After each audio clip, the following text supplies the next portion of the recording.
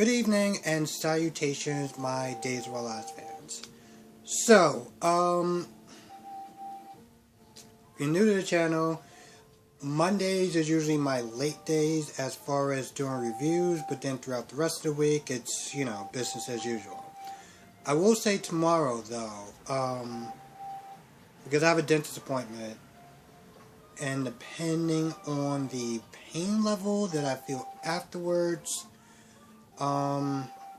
my review can either be running a little bit later or probably the next day.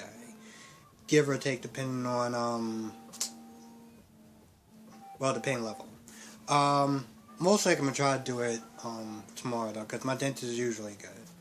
With that being said, let's talk about Lonnie. At this point, I'm just going to say it. Because a lot of people in the comment section have been saying the exact same thing as far as, if Lonnie decides to leave Eli once she learns the truth, then that's on her because she's being ungrateful for not going to jail. Remember she was sitting there sweating and panicking because she thought she was going to go to jail for helping Kristen? Remember that? And then out of nowhere, she doesn't go to jail. And, she decides to leave, Eli for that, then that's on her. And you know what? She doesn't deserve him. She doesn't deserve a man that will sit there and practically lay down his life for her,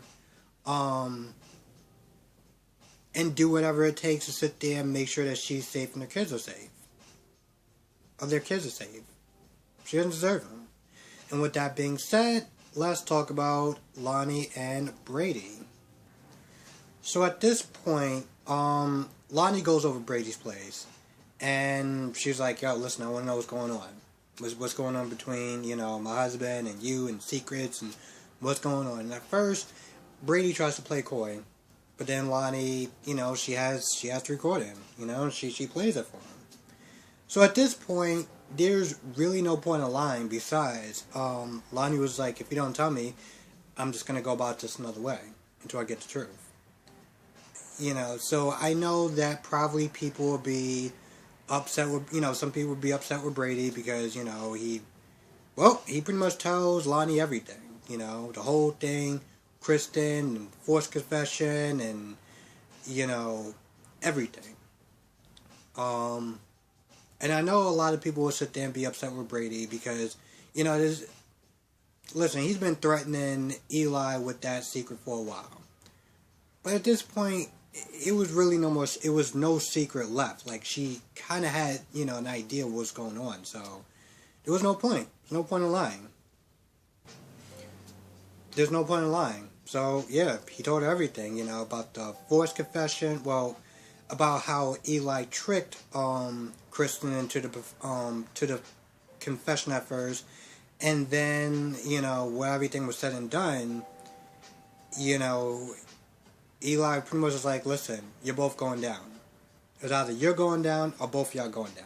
You're going down either way. It's just a matter of you dragging Lonnie with you. And, he even said it in a way where, even Brady said it in a way where it's like they were both going down. It was just a question of, does she want to drag you down with her? And so Lonnie, knowing the truth, is decides to leave. She goes back to the apartment. Now, Eli is talking to Abe about lying and, how he doesn't like it, but, whatever. And they start with planning the baby shower. He goes over Julie's place and get everything ready. And he goes back to his place. And, he gets in there and Lonnie's just sitting there waiting. And, Eli's like, everything's going perfect for your baby shower and everything like that. And that's when Lonnie's like, there's not going to be a baby shower. And at this point, we all know that she's going to confront him with the truth. And, let the chips fall where they may. Here's the thing that I'm trying to play a little bit of devil's advocate with. Knowing that, from Lonnie's perspective, Kristen is her best friend, practically her sister. the way that, well, first of all, also, Eli lied to her. Okay?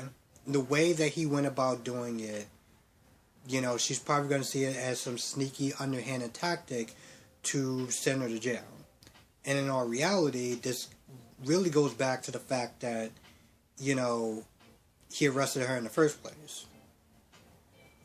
So, I understand that she's going to be angry about what he did to her best friend and the way he went about it. I get the anger, and I also get the fact that he did lie to her. I get it, and she has every right to sit there and be upset. But at the end of the day, Kristen was going to jail either way. It was just a matter of you going to jail too. And the last time I checked, I'm pretty sure you were panicking, wondering if Tran was actually going to either one, lose your job, or two, go to jail. So, yeah, I'm still not really on her side fully. I can understand where she's coming from, but that's just my take on it.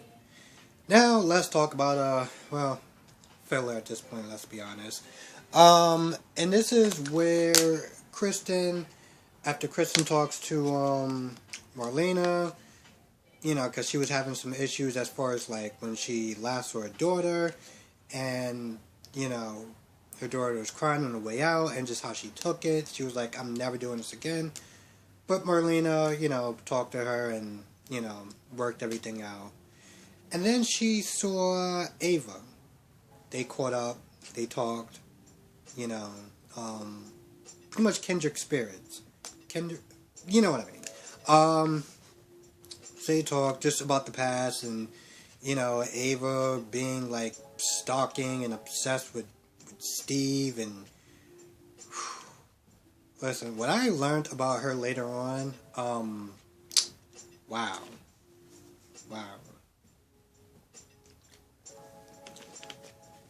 And by the way, yeah, Ava was at Steve's apartment, knocking on the door, being a creep at this point. And yeah, so yeah, she's sitting there talking to Kristen about trying to get back Steve and, use every dirty trick in the book or whatever. And it pretty much just, for me, it was new.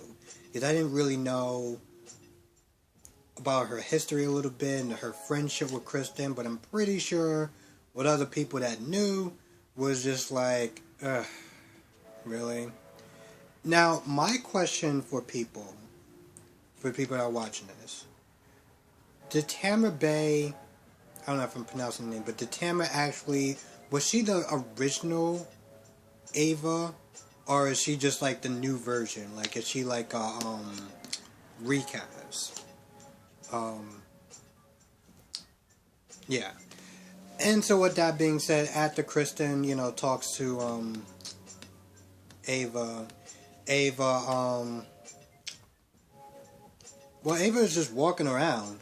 I don't understand this. Ava is supposed to be wanted, a wanted woman or whatever, yet she goes, I just thought about this just right now. This is kind of laughable. So she's a wanted woman. She can go back to jail if somebody catches her. And the first place that she goes to is jail. I mean, I guess she wants to talk to her friend, but you just walked right on in. I mean, you pretty much you made it so easy for the cops, and not one person was just like, look kind of familiar. But I guess because she's supposed to be, I'm not even gonna bother to try to make sense out of that. But anyway, yeah, she's walking around town and she sees Trip and she's about to sit there and console with him or whatever. But then Trip walks away and she doesn't do anything. And that pretty much ends that scene. Now, let's talk about Steve and Kayla. Here's the thing. When I watch this episode and I see Kayla, first of all, one second. Sort of bit my tongue. What Kayla said was something that was just like, wow, really? So, Steve is sitting there talking to Kayla, and Steve is like, well, they're not going to press charges. And Kayla's all like, so you're going to throw him a party? Or some line that she said, and it was just like, yeah, this is just a moot point at this point. Like, this is just pointless. So they get into it back and forth. And then, I don't know where the conversation goes. I think Steve says something about, like, because Kayla says something about you have a blind spot for your son, and Steve was like, you have a blind spot for, Ava, whatever, being Tripp's mother. And then Kayla was like, well, the apple doesn't fall far from the tree or whatever, bad mother, bad son or something like that. I was like, whoa. Alright, sweetheart, listen, I get it. You have proof that concludes that, there's a possibility that he raped her. Alright? And because of your own experience, I get that. I understand both of those factors. But with that being said, I don't understand how you come out, and granted, I get it, but it's like, to come out your mouth and sit there and say, well, because a father's bad or a mother's bad, then clearly the son is bad. It's like, for somebody who's supposed to be a doctor and supposed to be smart, that was probably the dumbest thing I've heard her say up until this point. Like, wow. But then, she sits there and explains, when she was like, Ava raped you or whatever, and I was like, whoa. I'm sorry, what?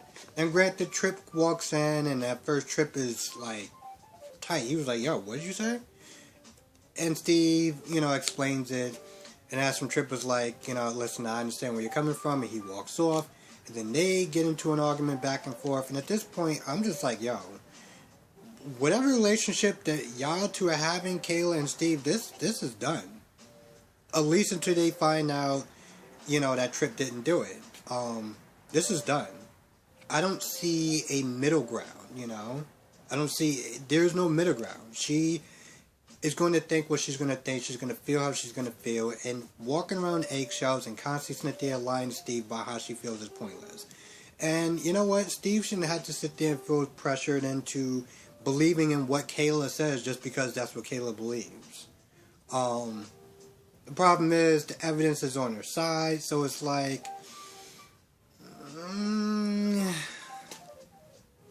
I'm not on one side or the other, because as a viewer I can sit there and be like, I'm on Steve's side because clearly this dude didn't do it.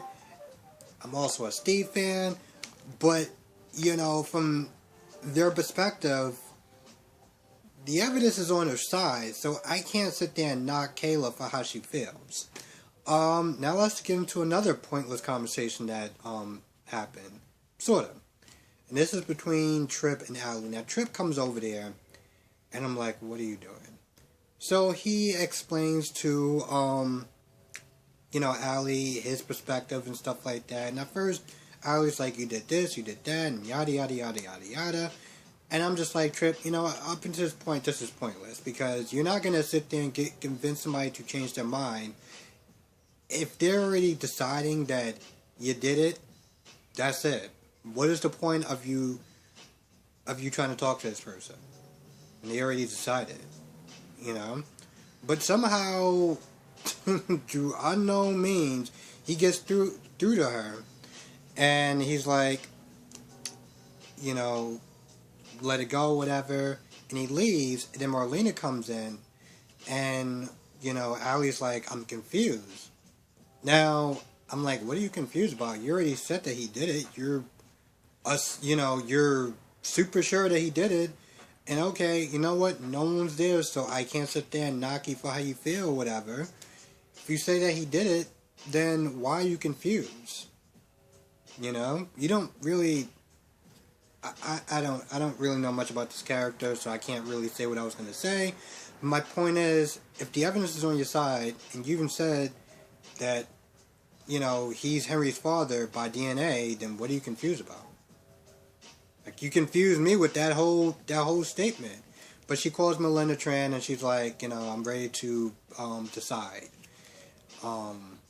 Which I'm still kind of confused about, because I'm like, if you said that he did it, and you're trying to get justice for you and every other woman that this has happened to, then, like, I don't feel like there should be, like, a hesitation, you know? What are you confused about? See, this is the thing that's just like, you know what, I'm not even gonna, I feel like I'm just hurting my head trying to, like, analyze what Allie's thinking, because, yeah, I'm just not gonna do that. But my point is, you get where I'm going with that. So, let's check something. And that's pretty much about it. I guess we're gonna see tomorrow about what Allie decides to do. I personally think if that's how she feels that he did that to her, then by all means, you know what? Take it to the London case. Let them extradite him over there and you know, finish this process. Don't just, like, you know what? Honestly, tell you the truth, God, I'm sitting there telling this person what to do, and at the end of the day, and I know this is a fictional character, but for argument's sake, you know, at the end of the day, you know, she needs to do whatever's going to heal her. Not what I want, not what any other character want. You know, even Nicole was like, listen, at the end of the day, you got to do what works for you. Whatever is going to give you resolution, give you some closure, whatever, you do what you got to do. I personally think she should go through with it since she already started it, but if that gives her closure to just kind of end it, then whatever. Also, I guess there was some sort of room that Ava was talking about, and Kristen was sitting there thinking about it. I don't know what that means, but I feel like that's there may be some sort of significance to something. Because, you know, the way the flashback was pretty heavy about that room. And with that being said, I'm gonna go. Yeah, that's pretty much the end of it, or at least the stuff that I felt that was important. Let me know what you thought of this episode. Sorry it's so late, but again, for people that know, Mondays is my late days, and if you don't know, Mondays is my late days. So I apologize for that, but throughout the rest of the week, it'll be, you know, business as usual. So, yes. Have a good day, good night, be safe. I will catch you in the next review.